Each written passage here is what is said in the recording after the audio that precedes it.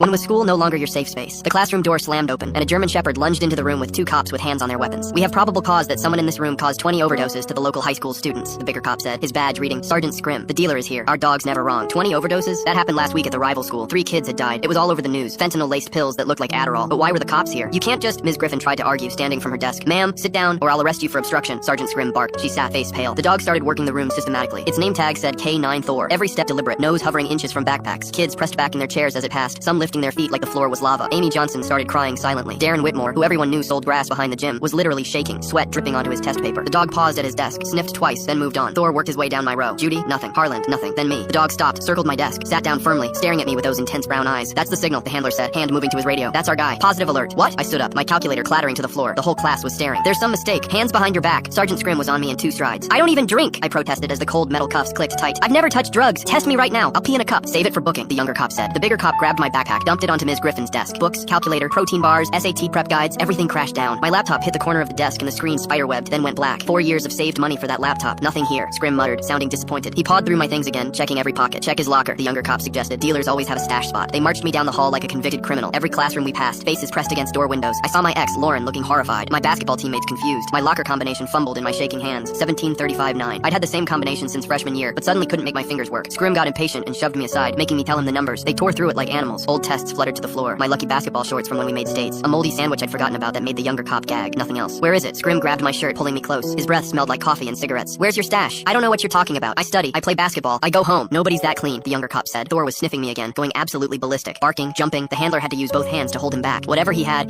contact with it recently. This is the strongest alert I've seen from Thor in 2 years. You're going to tell us where it is, Scrim said, shoving me against the lockers. Those 3 kids who died, their parents are planning funerals instead of high school graduations. You did that. I don't even know anyone at the other high school. My voice cracked. Car, Scrim said suddenly. Where you park? Blue section, but they dragged me through the main entrance. The whole school was watching from windows now. I could see phones pressed against glass. Everyone recording my perp walk. This would be on everyone's IG within minutes. In the parking lot, they made me point out my car. The used Mitsubishi my parents got me for my birthday. Navy blue. Dent in the bumper from when I was learning parallel parking. The Thor walked right past it like it didn't exist. Instead, the dog lost its mind at a white BMW 3 spaces over. It practically climbed the door, barking and scratching like there were stakes inside. Thor was trained not to damage property, but he was fighting against that training. Open it, Scrim demanded, pulling me toward the BMW. I can't. Don't play games. Open the car. I literally can't. Kid, you're looking at 20 counts of involuntary manslaughter. Life in prison. The death penalty is on the table in this state for fentanyl deaths. Open the car. My hands were shaking so badly I could barely get my keychain out. I pressed the unlock button on my car fob. My Mitsubishi beeped and flashed its lights. The BMW didn't move. Wrong button? Scrim grabbed my keys, started pressing every button. Lock, unlock, panic, trunk. My Mitsubishi went crazy, honking, flashing, chirping. The BMW sat silent and still. Why won't your key work? He screamed, frustration boiling over. His face was turning red, veins popping on his forehead. Thor was literally trying to eat through the BMW's door now. Whatever was in that car was more than just drugs. Thing was, this BMW was my girlfriend's car. I could go free if I just told the cops so right now. I didn't want to snitch on her, but then Scrim turned to me. I'm done with you, and took out his handcuffs. Full story on channel linked below.